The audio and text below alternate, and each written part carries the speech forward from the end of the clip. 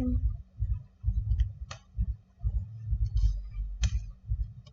Bismillahirrahmanirrahim. Assalamualaikum warahmatullahi wabarakatuh. Selamat sore semuanya. Bertemu dengan saya, Ibu Umi Khadijah. Di semester kali ini, Bu Umi mengampu mata kuliah analisa dan perancangan sistem. Untuk sore ini adalah pertemuan pertama kita ya pada hari Senin 15 Maret 2021. Mungkin nanti kalau untuk yang kelas pagi yaitu hari Jumat tanggal 19 Maret 2021.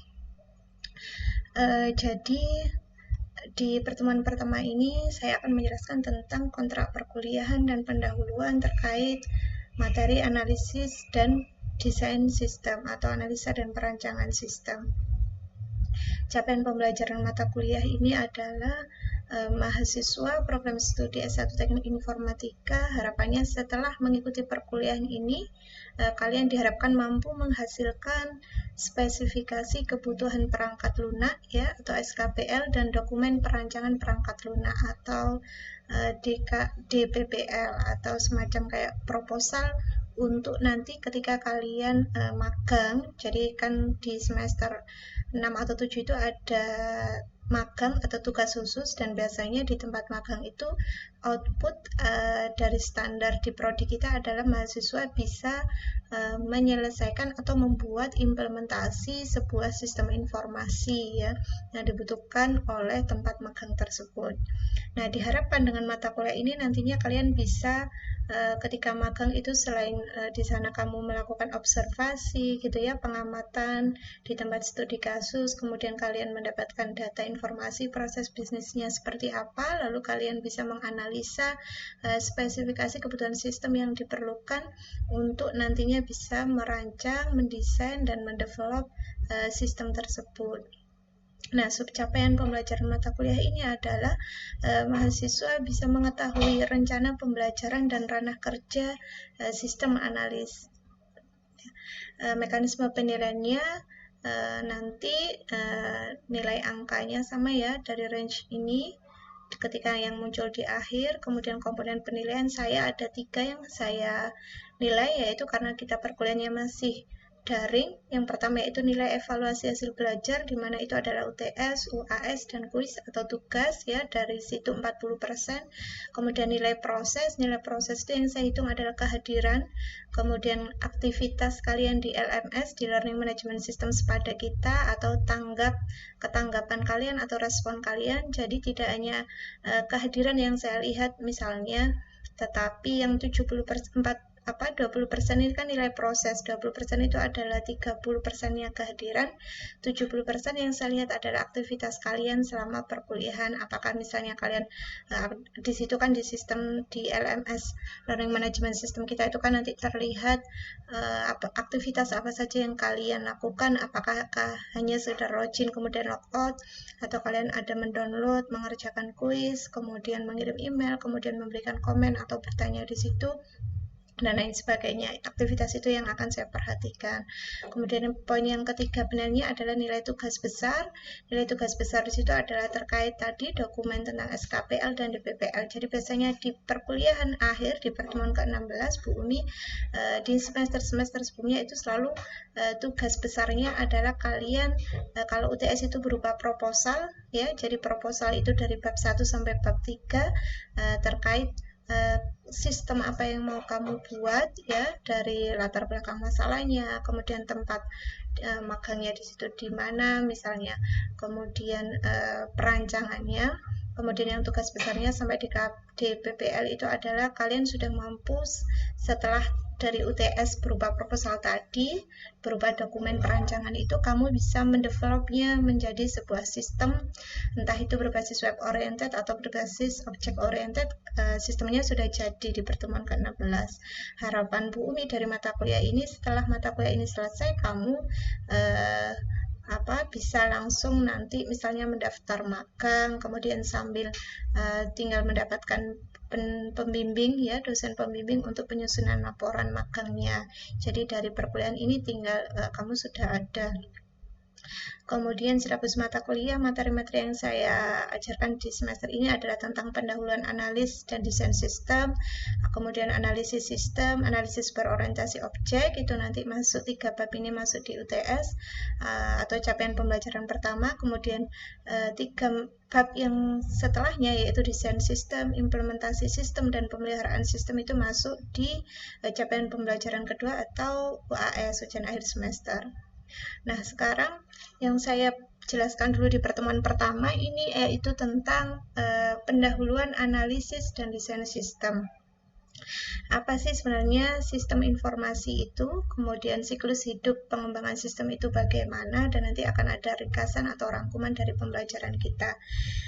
Dari bab pertama ini, dari pendahuluan terkait sistem ini adalah capaian pembelajarannya. Setelah menyelesaikan bab ini, harapan saya sebagai dosen pengampu mata kuliah adalah mahasiswa harus dapat satu, mengidentifikasi komponen-komponen sistem informasi itu apa saja. Yang kedua, memahami tujuan analisis sistem itu untuk apa, kamu menganalisa sistem itu. Kemudian menyadari peran analisis sistem. Jadi dari mata kuliah ini, dari bab ini kamu bisa paham bahwa lulusan informatika, S1 teknik informatika itu selain menjadi programmer, ada juga yang bisa menjadi analis sistem. Nah, menyadari peran analis sistem itu seperti apa. Kemudian yang keempat, capaian pembelajaran dari materi yang pertama, bab pertama ini adalah mahasiswa diharapkan mampu memahami siklus hidup pengembangan sistem. Jadi sistem informasi berbasis teknologi informasi itu sangat penting ya, tentunya untuk semua jenis organisasi atau perusahaan atau instansi ya. Dan tujuannya sistem itu adalah untuk memberi manfaat kepada organisasi atau instansi tersebut. Jadi pengembangan sistem itu didasarkan pada persyaratan yang ditetapkan dengan baik dan nantinya dirancang dan dibangun menggunakan proses analis dan desain sistem. Apa itu sistem informasi? Jadi sistem informasi mungkin kamu sudah pernah sedikit di semester 1 ada yang mendapat mata kuliah PTI gitu ya, kalian sudah pernah mengambil pengantar teknologi informasi. Jadi sistem informasi itu dapat didefinisikan sebagai satu sekumpulan, satu set komponen yang saling terkait ya, yang berfungsi untuk memberikan informasi yang diperlukan untuk tujuan tertentu. Nah, suatu sistem itu biasanya menerima data inputan yang diproses ya. Kemudian dari proses itu tadi berupa data diproses menghasilkan sebuah informasi di mana informasi ini berarti untuk output bagi user atau pengguna sistem tersebut. Nah, dalam beberapa kasus output ini dapat berupa data yang akan digunakan sebagai input ke sistem lain.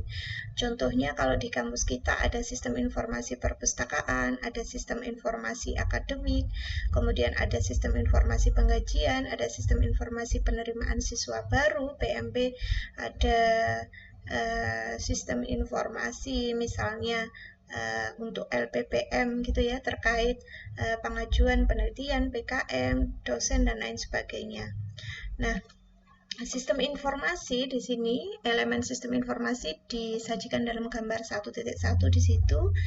Dia memiliki mekanisme kontrol, di mana mekanisme kontrol itu adalah tujuannya untuk mengatur input, ya, inputan berupa data yang diolah, kemudian diproses berdasarkan feedback atau umpan balik dari outputnya. Jadi ada inputan ke sistem, sistemnya itu mengontrol dan memproses data tersebut untuk dijadikan sebagai informasi. Informasinya adalah outputnya itu berupa feedback atau umpan balik dari sistem bagi user pengguna sistem. Di mana sistem di sini bekerja dalam batas-batas dan beroperasi dalam satu lingkungan. Jadi kalau kita tadi berbicara beberapa contoh sistem informasi di lingkungan kampus, maka batasannya adalah untuk akademik di universitas. Kalau kita berbicara misalnya sistem informasi penggajian di perusahaan XYZ, maka di situ batasannya adalah hanya untuk bisnis, ya, batasan lingkungannya adalah bisnis dan bisnis perusahaan tersebut dan karyawannya. Begitu. Jadi ketika kita membuat sistem, kita harus tahu batasan sistem itu dan lingkungan sistemnya seperti apa, supaya kita bisa menspesifikkan kebutuhan-kebutuhan sistem yang mau kita develop itu nanti apa saja, kemudian stakeholdernya siapa saja, dan lain sebagainya. Nah, sistem besar itu dapat terdiri dari sejumlah subsistem ya yang bekerja bersama untuk mendukung fungsi keseluruhan sistem utama.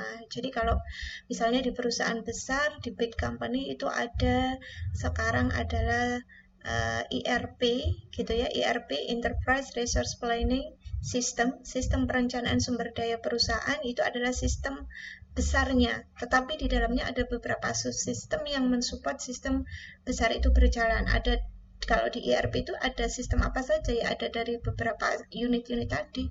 Jadi mulai dari sistem pengadaan, kemudian sistem pergudangan, sistem produksi, kemudian ada sistem akuntansi di keuangan, ada sistem pemasaran dan lain sebagainya. Nah, diagram berikut ini menggambarkan beberapa elemen-elemen dasar dari sebuah sistem penggajian. Ya, kalau digambarkan pada gambar 1.2 adalah satu bagan contoh sistem penggajian, di mana ada inputan, ada kontrol, dan ada output. Inputannya kalau sistem penggajian dia berupa data apa? Misalnya datanya berarti berupa jam kerja karyawan, kemudian kode pajak masing-masing karyawan, gitu ya. Kemudian kontrolnya, prosesnya adalah di situ nanti akan ada proses hitung gaji karyawan, hitung berapa besarnya pajak karyawan. Detailnya adalah terkait dengan detail karyawan, misalnya karyawan itu atributnya siapa saja, kemudian lamanya bekerja dan lain sebagainya, status karyawan itu golongannya dan lain sebagainya. Kemudian tarif upah atau tarif gaji karyawan berdasarkan golongan. Nah, outputnya yang berupa feedback tadi, umpan balik untuk user, outputnya berupa apa? Dari data yang sudah diinputkan berupa informasi apa? Rincian penggajian bulanan masing-masing karyawan. Kemudian komponen utama dari sebuah sistem informasi itu ada apa saja? Ada 13 komponen utama yang harus kamu ingat ya, yang harus kamu pahami. Yang pertama adalah input. Input itu berupa data yang berasal dari lingkungan di mana sistem itu akan beroperasi. Jadi kalau saya bahas sistem informasi akademik, maka data apa saja yang ada di lingkungan akademik ini yang nanti akan beroperasi sistem itu ketika diimplementasikan, datanya dari situ. Berarti datanya adalah ada mahasiswa, ada dosen pengampu mata kuliah, ada dosen wali yang memberikan validasi di tiap semester ketika kamu input KRS, ada bagian finance ya yang nanti memunculkan tagihan ketika kamu di semester ini mengambil mata kuliah pemrograman web sama jaringan komputer. Setelah dosen wali memvalidasi, maka keluar tagihan yang dikeluarkan dari pihak keuangan bahwa untuk praktikum pemrograman web besarnya yang harus dibayarkan ke bank adalah 75, kalau jaringan adalah 85 misalnya. Nah, itu adalah data tadi, data-data yang diambil dari lingkungan di mana sistem itu tadi akan beroperasi, akan dijalankan. Kemudian proses, komponen yang kedua proses. Proses itu beroperasi pada input untuk mengubah menjadi output mengubah dari bahan mentah menjadi output yang bermanfaat berupa informasi tadi. Jadi misalnya aplikasi untuk surat izin mengemudi SIM itu, maka outputnya dia menghasilkan lisensi mengemudi yang dikeluarkan setelah dilakukan pemrosesan data.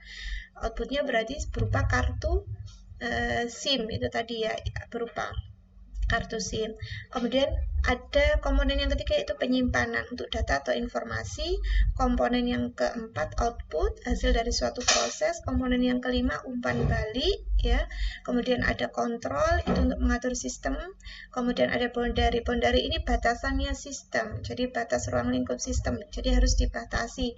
Kalau di sistem informasi akademik maka ada internal system dan ada external system. Supaya tahu batasannya. Internal system itu berarti stakeholder pengguna sistem. External system berarti di luar sistem akademik ini siapa yang nggak ada kepentingan untuk melakukan pertukaran data atau komunikasi data di sistem ini. Kemudian ada lingkungan ya, jadi kalau tadi contohnya sistem informasi akademik berarti lingkungannya adalah area di lingkungan universitas. Kemudian ada komponen yang ke-9 hardware sebagai komputer dan perangkat untuk mengolah input dan output data. Kemudian ada perangkat lunak, ada data, nilai input tadi, kemudian ada komunikasi berupa infrastruktur jaringan, internet untuk mengakses sistemnya ya. Kemudian ada orang. Nah, people atau orang merupakan komponen terakhir di sini adalah analis sistem. Si analis sistem itu dia yang menganalisa ketika sistem itu mau di-develop, mau dirancang. Kemudian ada pengembang perangkat lunaknya, mungkin di situ ada pimpinan project ya. Kemudian ada programmer, kemudian ada orang yang mendesain sistemnya, kemudian ada user, pengguna sistem itu. Nah, sejumlah pemangku kepentingan terlibat dalam proses pengembangan sistem. Siapa saja sejumlah pemangku kepentingan? Yaitu si pemohon sistem, ya biasanya berupa klien atau manajer senior yang butuh dibuatkan sistem. Kalau kamu magang di sebuah instansi, maka pembimbing lapangan misalnya yang memberikan kamu tugas project untuk mengerjakan sistem itu.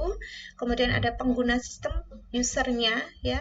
Kemudian ada analis sistem, yaitu orang yang menganalisis dan merancang sistem informasi. Kemudian pengembang sistem, jadi pengembang sistem itu bisa konsultan IT atau software house ya, orang yang merancang, memproduksi dan menguji testing perangkat lunak tersebut, sistem itu. Nah, siklus hidup pengembangan sistem.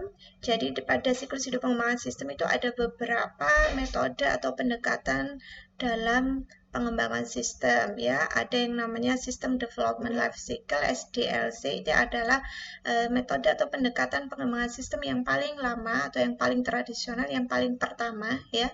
Di mana pendekatan tradisional ini tujuannya untuk apa? Yaitu memperoleh sistem informasi dengan menggunakan proses analisis terstruktur supaya secara struktur. Nah, di dalam siklus pengembangan sistemnya. Nah, analisis terstruktur itu bergantung pada model proses yang menunjukkan bagaimana data itu mengalir ke sistem. Jadi kalau kamu mau membangun misalnya sistem akademik, kamu harus melihat secara terstruktur, bagaimana sih aliran datanya ke sistem akademik ini, sistem informasi akademik. Oh, kalau aktornya mahasiswa, di situ tadi sudah disebutkan spesifikasi kebutuhannya, jadi dilakukan requirement analysis system, kita mengidentifikasi kebutuhan sistem kita siapa saja, batasannya apa, pengguna internalnya siapa, aktornya, oh ada mahasiswa, ada dosen wali, ada dosen pengampu mata kuliah, lalu kita identifikasi. Kalau mahasiswa, aliran datanya ke sistem dia bisa menginputkan apa? Oh, input KRS, maka outputnya apa? Nah, kayak gitu ya.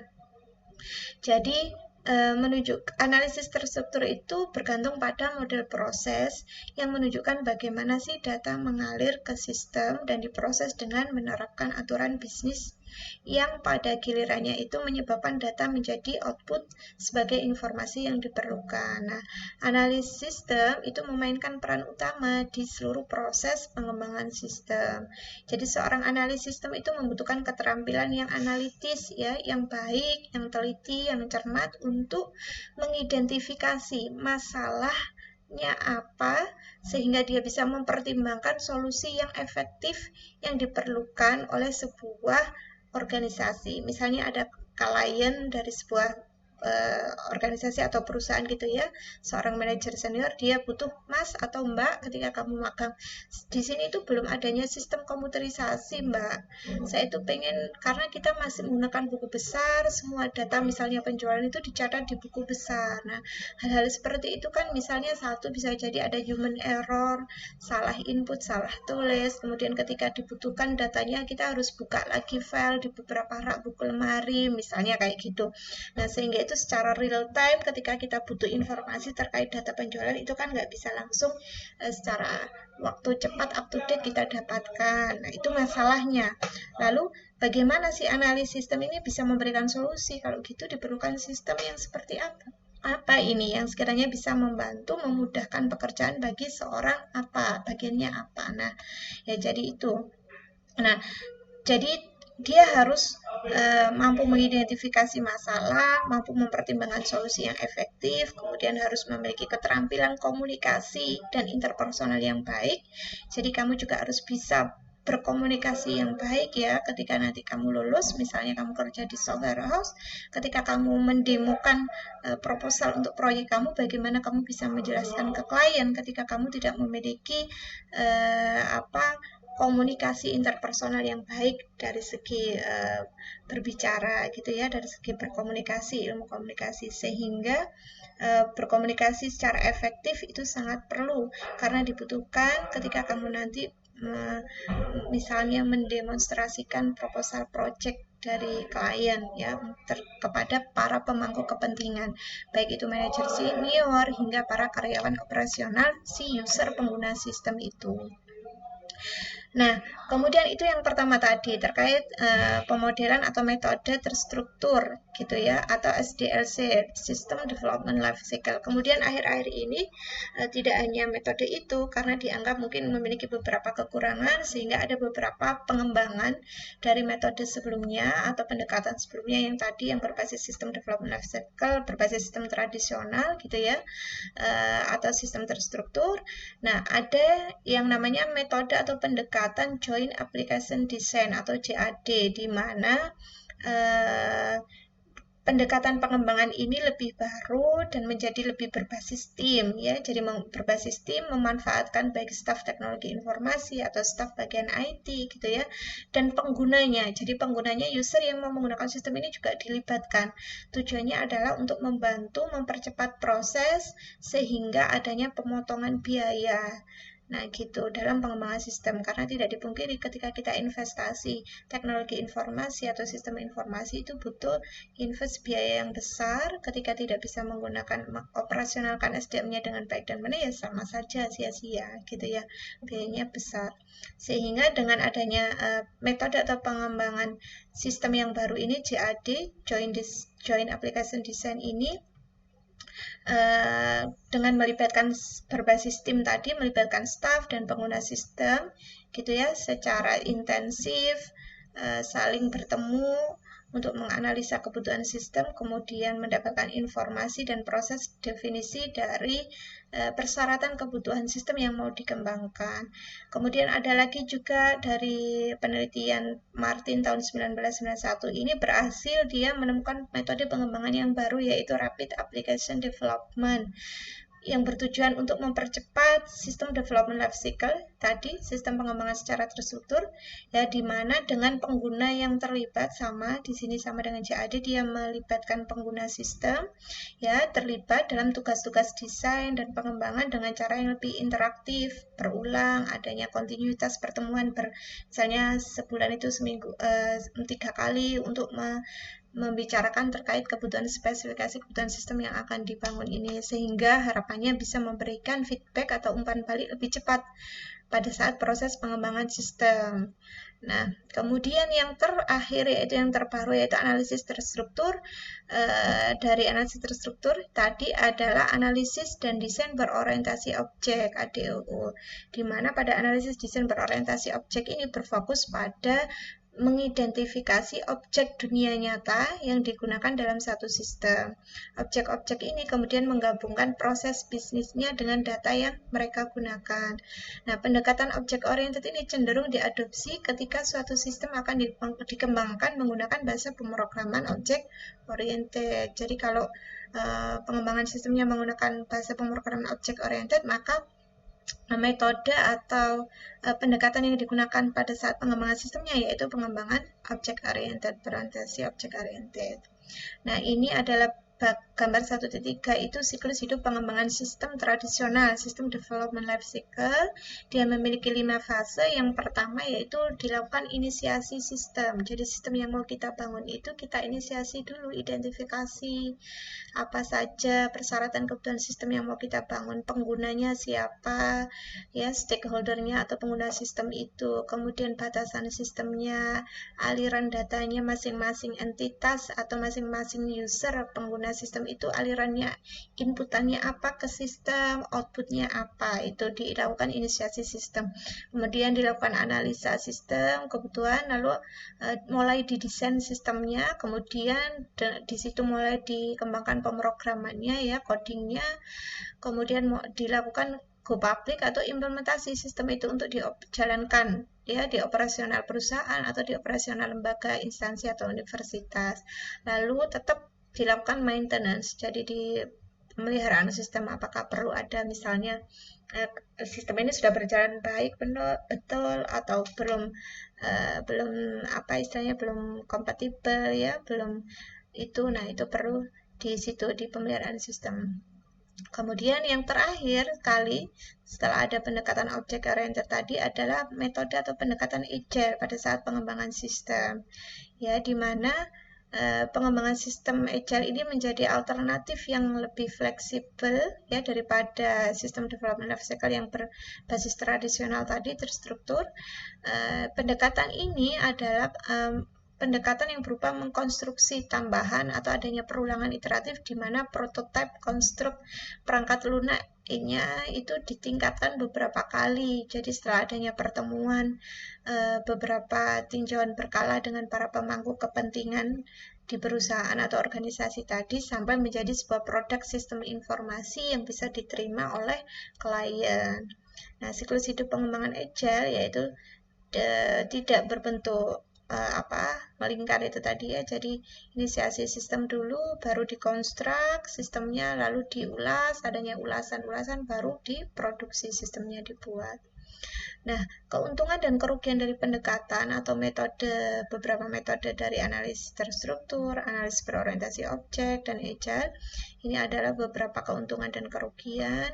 Kalau analisis terstruktur, karena memang yang pertama tentunya keuntungannya sudah lama berdiri, perencanaan dan pemotongan proyek yang lebih mudah, persyaratan didefinisikan dan disepakati di awal SDLC, kemudian perangkat lunak dirancang berdasarkan pemahaman penuh tentang semua persyaratan. Kerugiannya, kalau menggunakan analisis terstruktur sistem development life cycle itu persyaratan desain mungkin tidak seperti yang diharapkan pelanggan gitu ya, butuh banyak waktu. Kemudian jika masalah dengan sistem, maka biaya untuk memperbaiki itu bisa lebih tinggi cost-nya karena klien itu hanya dapat melihat sistem ketika sudah selesai saja. Begitu, ini beberapa keuntungan dan kerugian. Rangkumannya, ringkasannya dari pertemuan pertama kita adalah sistem informasi itu memainkan peran penting dalam mendukung tujuan sebuah organisasi ya. Sekarang ini di era digital, organisasi dari mulai skala kecil, skala menengah, besar, apakah itu UMKM, usaha mikro, kecil, menengah, dan besar, pasti perlu yang namanya otomatisasi atau otomatisasi ya. Perlu ketika semuanya sudah diotomatisasi ya, maka pasti di situ ada beberapa sistem komputerisasi atau sistem informasi yang diperlukan untuk memonitoring, mengontrol berjalannya bisnis sebuah organisasi. Apakah itu bisnis dalam bentuk akademik, ya, dunia pendidikan dan lain sebagainya.